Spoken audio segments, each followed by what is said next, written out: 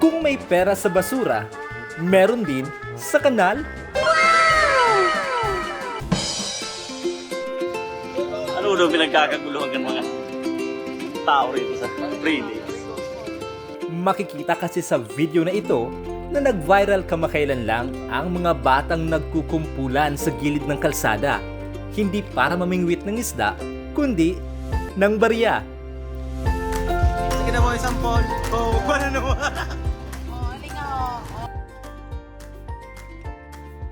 Boy, pahingi kami ng pera. At umani nga ito ng iba't ibang reaksyon sa social media.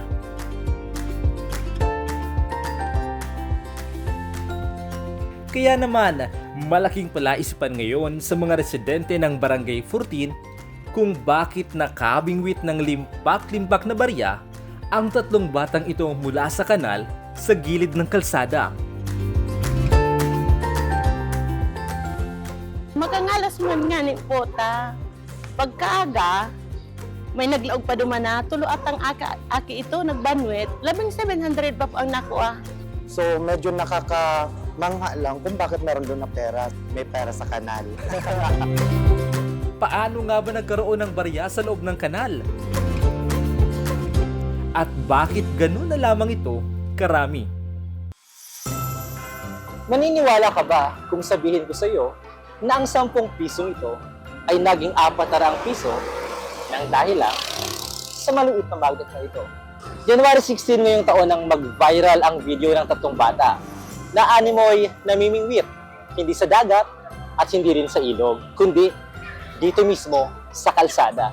Dito mismo sa pwesto ko, sa ilalim ng kanal, naganap ang nakakamanghang pangyayari dahil na imbis na isda ang kanilang mabingwit dahil lang sa detaling magnet na tinatapon nila dito sa ilalim ng kanal.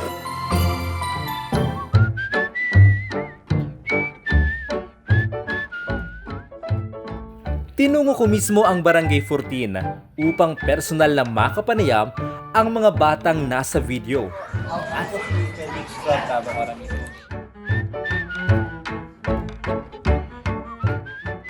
At sa basketball court na ito mismo, natuntun ko sina Gabriel, Nathan, at Jacob. Dito raw kasi ang tambay nila at dito rin madalas magkita-kita upang maglaro ng basketball. At nang tanungin namin kung